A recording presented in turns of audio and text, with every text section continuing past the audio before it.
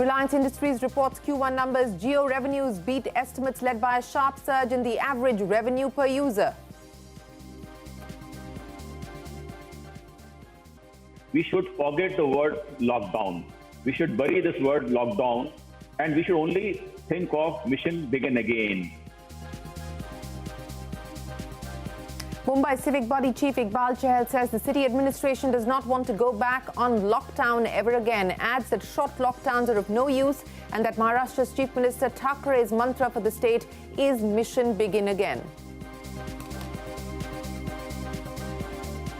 India reports the highest single-day increase of over 52,000 COVID-19 cases, pushing the total to about 15.8 lakh active cases. Also see the biggest single-day spike at close to 19,000. Total recoveries crossed 10.2 lakh. The Law Ministry says the GST Council must raise funds to pay states their dues. Sources say the Law Ministry is of the view that the Council can borrow funds or raise cess rates to do so. The U.S. economy sees the biggest plunge in activity it has ever known in the second quarter. GDP falls 32.9% as the shutdown causes a sharp contraction across economic indicators, but this is still less than expected, 34% drop. President Donald Trump suggests delaying the U.S. presidential election slated for November, says allowing mail-in voting will make this the most inaccurate and fraudulent election in history and a great embarrassment to the U.S.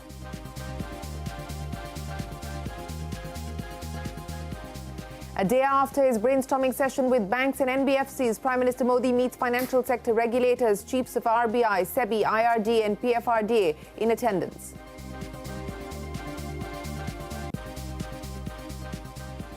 N.S. Vishwanathan, the architect of the RBI's policy under the last three governors, bats for a limited and tightly controlled one-time restructuring scheme if the central bank does decide to go for one, says banks must make adequate provisions.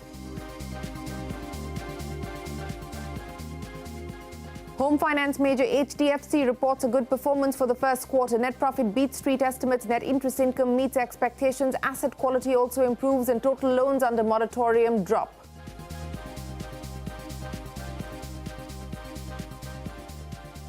The Supreme Court battle between Tata Sons and Cyrus Mistry heats up. Tata claims the group fared poorly under Mistry's leadership, with brands losing value and market share. This after Mistry blamed Tatas for withholding facts about going private.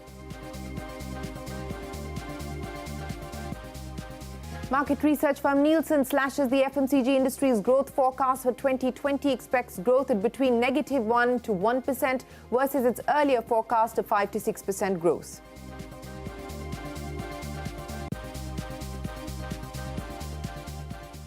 CEOs of Amazon, Google, Apple and Facebook grilled by US lawmakers for over 5 hours, produced documents to show Facebook bought Instagram to neutralize competition. Bezos admits that Amazon may have used proprietary data to compete with merchants who sell on its own platform.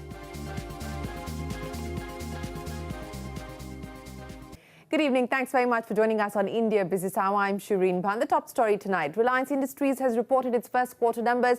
The big highlight is Jio's revenues much ahead of expectations, helped by a sharp surge in average revenue per user. Our colleagues Sonia, Rima, Mangalam and Sonal join us now with the detailed analysis of Reliance's numbers. Sonia, first up, take us through the overall picture.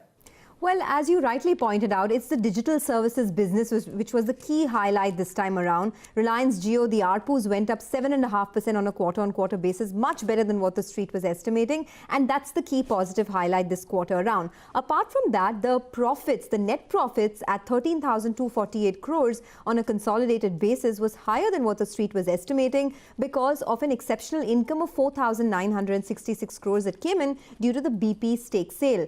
The refining and petchem, which is the oil to chemical businesses, they were weak on expected lines because the demand was under a lot of pressure on account of the lockdown. If you look at retail revenues, they declined about 17% year on year. The operational performance has been under pressure. So all in all, if you'd have to say, the key highlight this time around was the big surge that you've seen in the digital services business, with the ARPUs, the Rel Jio ARPUs coming in better than what the street was estimating. But let me go across to my colleague Rima to give us more on Reliance Jio. Rima.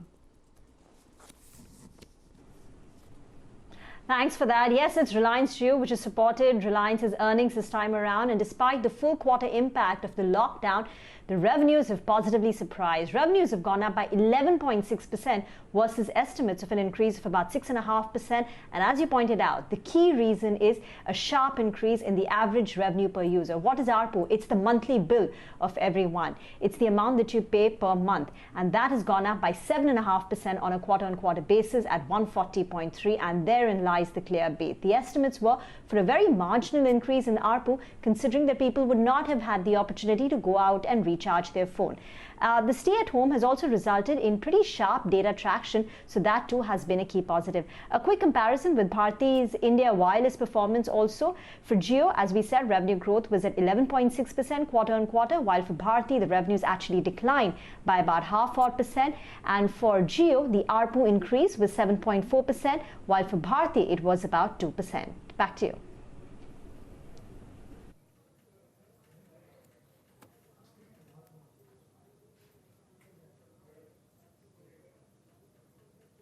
All right. Rima, many thanks for joining us. That is the big highlight. That's Jio for you. But let's go across to Mangalam as well. Mangalam standing by with more on Reliance retail performance. But again, Mangalam, as Sonia was pointing out, along expected lines because of the lockdown. That's right. You know, a lot of the retail stores were shut this time around. So that's why the revenues declined by around 16 to 17%. The street was working with that sort of decline. So the revenue decline was pretty much in line with the anticipation. Weak, however, because of the lockdown. The EBIT actually declined by 59%. Out there, the expectations were of a near 45% decline. Maybe, the company's high fixed expenditure in terms of investing into new stores would have resulted in this sort of decline in the company's operating profit. But for retail, the bigger trigger is global investors coming in, as the company had pointed out in the annual general meeting. And that is something that the street will keep an eye out on more than just this quarter's performance.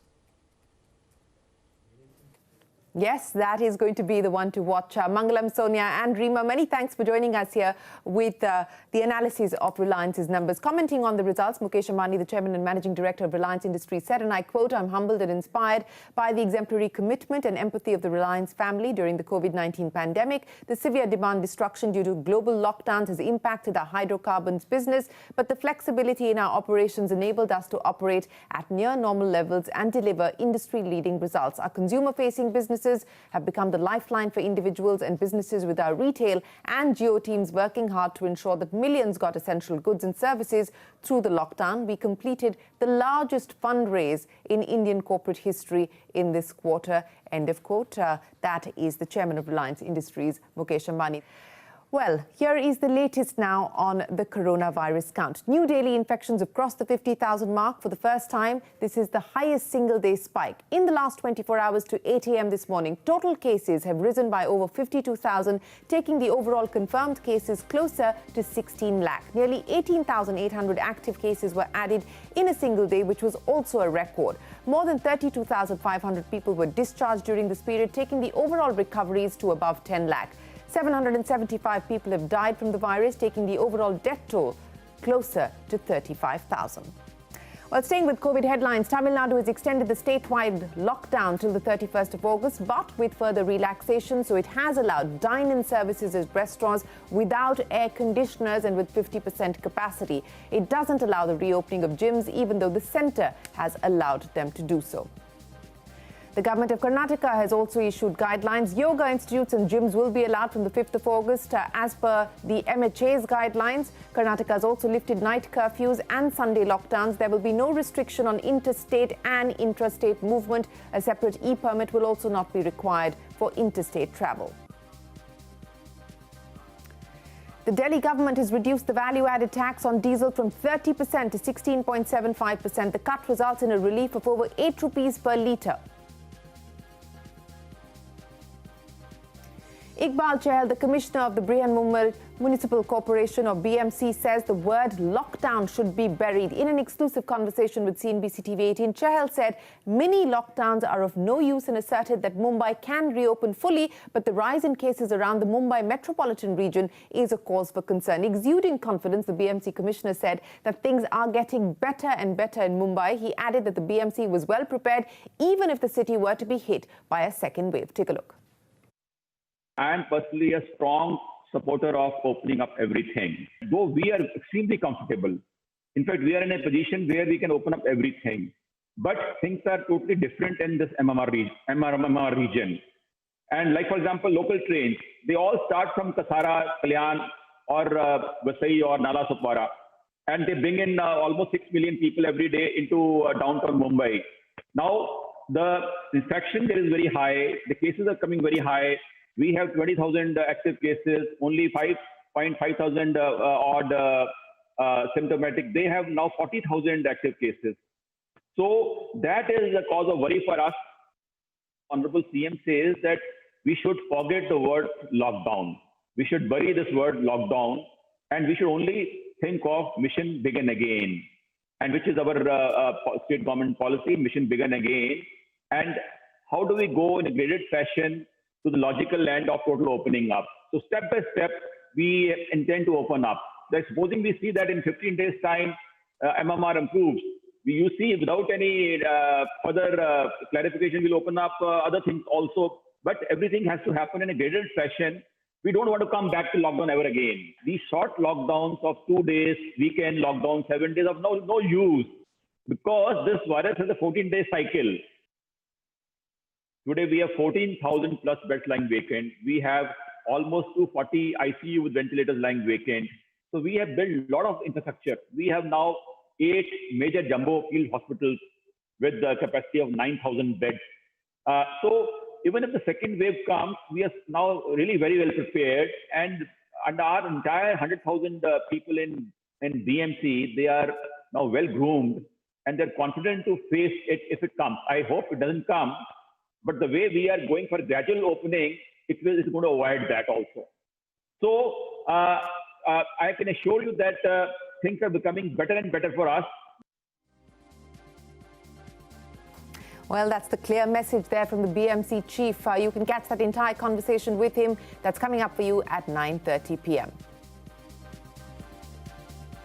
A quick check of all the market action on the Lal Street, where the markets declined for the second day in a row and expiry day saw volatility. Both the Nifty and the Sensex logging cuts of about 1% each, with the Nifty managing to stay just above 11,100. The Sensex saw cuts of over 300 points. Financial stocks were the big laggards in trade, with the Nifty Bank down about 2%. Mid-caps also falling in line with benchmark indices. Earnings corner. Mortgage lender HDFC reporting its earnings for Q1, holding up well in terms of growth. Net profit coming in at about 3,000 crore rupees. That was above estimates. Net interest income was in line with street expectations. Asset quality also saw an improvement. Gross NPAs fell to 1.87%. Margins were weak. They fell to their lowest level of 3.1%. HDFC has also seen a decline in loans under moratorium, both individual and corporate. In terms of assets under management, the lender has recorded a healthy growth of 11% despite the lockdown. Dabur has reported Q1 numbers which are ahead of street estimates on all counts. Revenues coming in at 1,980 crore rupees, profit at a little over 340 crores. The company also reported an EBITDA margin at 21% versus expectations of a little over 20% compared to the year-ago period. Revenue down 13% and profit has dipped close to 6%. Well, a quick check of some of the other headlines that we're tracking this evening. A day after his brainstorming session with banks and NBFCs, Prime Minister Modi has met financial sector regulators, the chiefs of RBI, SEBI, IRDA and PFRDA in attendance.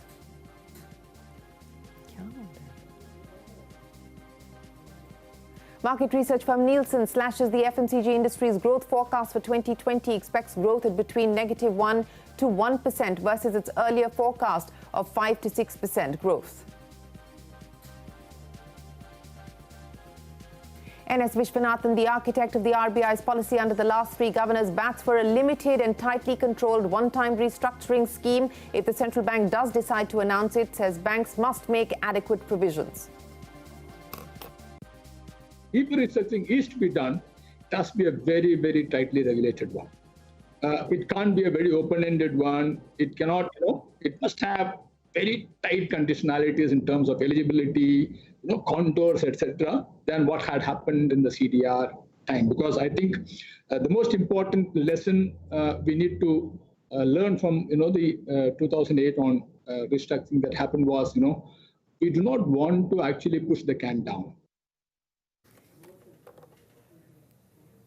Well, that is the veteran central banker and former RBI DG N.S. Vishwanathan on the perils of the restructuring scheme, saying it must be a very tightly regulated one if the Reserve Bank does go down that road. The US economy has seen the biggest plunge in activity it has ever known in the second quarter. GDP falls 32.9% as the shutdown has caused a sharp contraction across economic indicators, but this is still lower than the expected 34% drop. US weekly jobless claims rise for a second straight week to 1.4 million. This is the 19th straight week in which initial claims totaled to at least 1 million. And in the midst of all of this disappointing news on the economy, President Donald Trump suggests delaying the US presidential election slated for November, says allowing mail-in voting will make this the most inaccurate and fraudulent election in history and a great embarrassment to the US.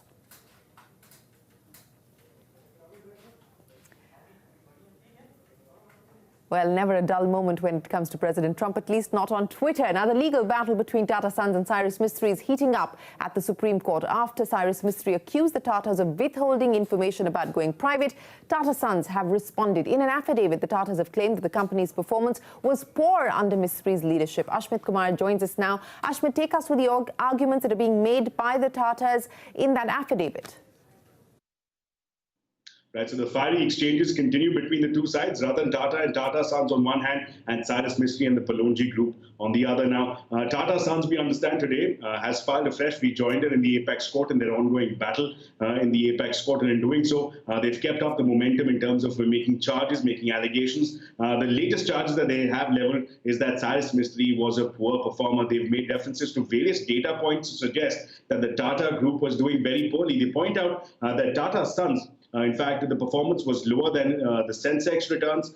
They pointed out that under Ratan Tata's watch, between 1991 and 2014, under his watch, the market capitalization of the group grew from 8,000 crores to over 5 lakh crore rupees, suggesting a 60 times increase.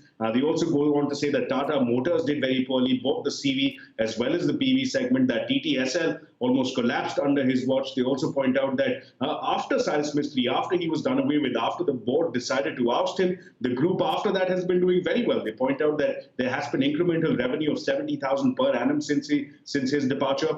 They point out that there has been investment of over 28,000 crore rupees into Tata Group companies, that the market capitalization is up by over 30%, suggesting that the group is in fact doing better since the ouster of Cyrus-Mistry. So again, a slew of charges being made. Of course, the playing field here is the apex court. The Supreme Court will take up these considerations and will decide. Just to give our viewers some perspective, let's keep in mind that Cyrus-Mistry is challenging, seeking proportionate representation on the Tata Sons board. Tata Sons, of course, are challenging the NCLAT judgment that reinstated Cyrus-Mistry as the executive chairperson of Tata Sons. Back to you. All right, Ashmit, many thanks for giving us that latest update in the battle between the Tatas and Cyrus-Mistry. We will take a break, but there's a lot more coming up. The CEOs of Amazon, Google, Apple and Facebook are grilled by US lawmakers for over 5 hours in an unprecedented hearing. More on that when we get back.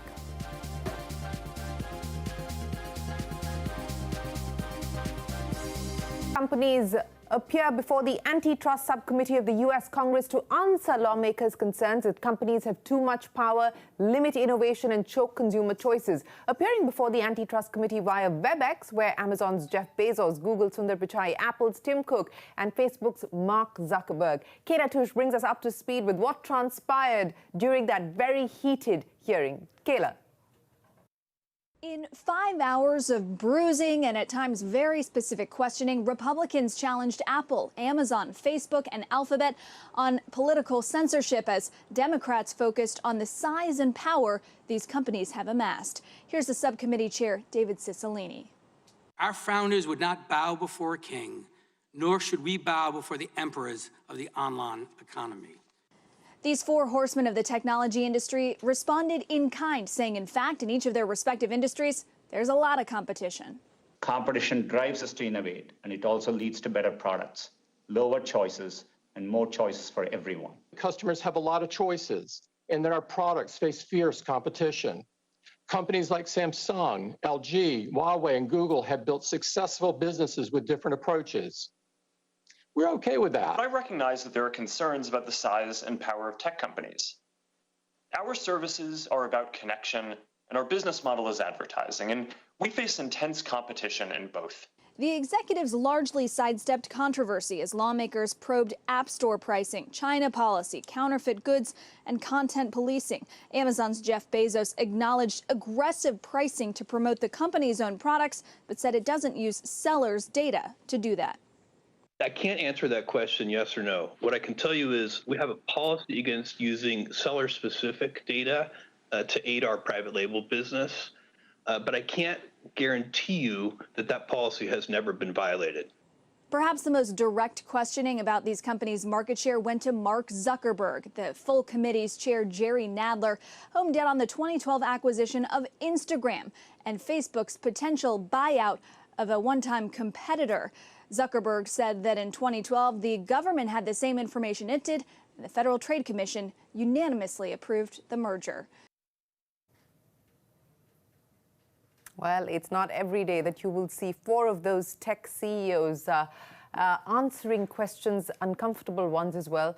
But that's the beauty of how it works in the US. Now, the Law Ministry has told the Finance Ministry that the centre has no obligation to compensate states for losses incurred due to natural disaster or economic distress for COVID-19. Remember, the outbreak of the COVID-19 pandemic and the subsequent lockdown has taken a toll on the centre's GST collections. The Attorney General, India's top law officer, has told the Finance Ministry that it is the GST Council which has to decide on how the council wishes to compensate states for revenue foregone. Timsy joins us now with more. Timsy, this is going to be a heated conversation as and when it gets taken up by the GST Council.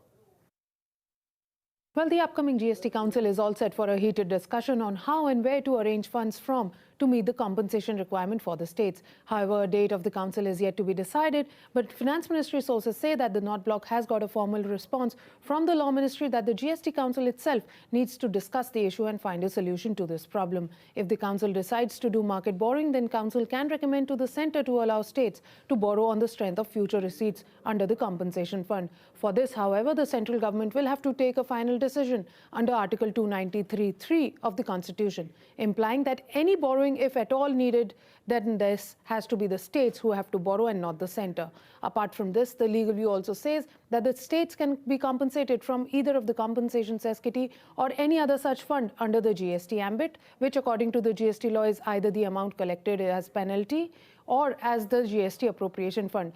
However, we've seen in the last installment that the GST-IGST appropriation fund has already been exhausted. Meanwhile, the suggestions given by the states to the centre is to raise funds either by council going for a market borrowing or by increasing the cess rates and including more items, or go for a complete overhauling of the entire rate structure. Let's see what happens finally when the council meets, as all these options look like a tough call for both either the centre or the state. Back to you. All right, Timsy, many thanks for joining us. A quick check of some of the other national and global headlines. A priest and over 10 policemen at Ayodhya's Ram Janmabhoomi complex have tested positive for COVID-19. The groundbreaking ceremony for the Ram Temple is expected on the 5th of August. Prime Minister Modi is scheduled to attend the event along with 50 VIPs.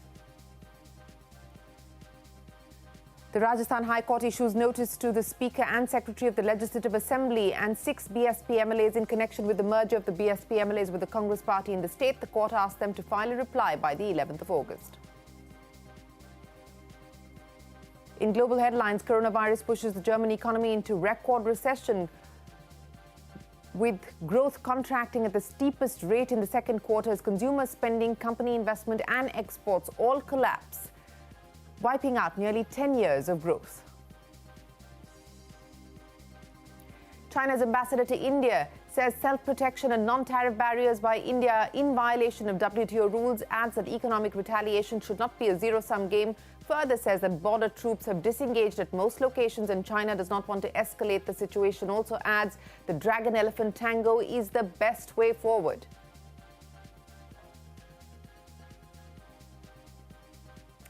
Well, on to some tech news now. Glass technology company Corning has launched its latest flagship product. It's called Gorilla Glass Victus. If you're wondering what Corning is, just pull out your smartphone or your tablet, and there is a high chance that a Corning Gorilla Glass is sitting on top of your device. Megha caught up with John Bain, Senior Vice President and General Manager at Corning, to talk about the new product launch and what the eventual transition to 5G could mean for the company. Listen in. Well, glass science is very complicated, as you can imagine, and the design cycle is somewhat long. So we announced Gorilla Glass 6, our prior flagship product, in 2018, but we already had successive generations of Gorilla Glass in the roadmap, in the pipeline, so to speak. And we start with thousands of compositions, and then we do computer modeling, and we do testing, and we narrow it down to a few candidates and melt those glasses to come up with the ultimate glass. So that's a somewhat long process, about 2 years, sometimes a little bit longer.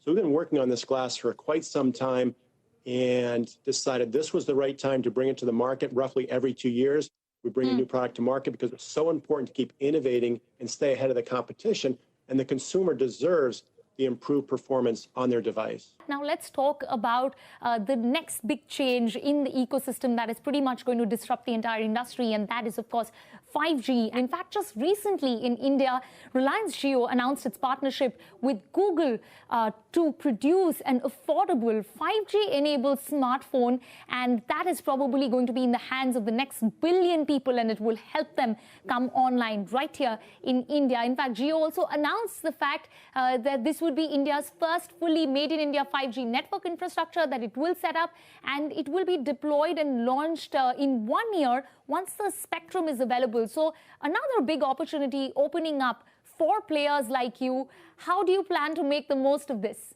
Well, Corning is a large diversified specialty materials company, and one of our biggest businesses, actually maybe our biggest, is optical fiber and optical cable and wireless routing networks. So we make a lot of gear that goes into the 5G network. So we're seeing an increase in demand for our optical fiber, our optical cable, and our connector products to support 5G. So that's very, very strong for Corning. Now, with respect to the Gorilla business, we expect people begin to upgrade their smartphones who want that 5G capability. And as they do that, they'll obviously want the best protection, which Gorilla Glass offers, but also as on the back of a handset, it becomes very important what material is there. Metal is not good for 5G transparency or RF transparency. So metal is really on the wrong side of the technology curve. Glass and plastic are very good options, but at 5G, the data rates are so high, you start to get thermal challenges. And we've actually seen some studies where the heat impact of 5G can cause calls to be dropped, and the actual network goes from 5G to 4G if plastic is used as a back material. So we think 5G will be another driver for more glass in the device, not only on the front where it's historically been, but also as a back cover material. Well, that's the latest there on Corning and the Gorilla Glass and 5G. With that, it is time for us to wrap up this edition of India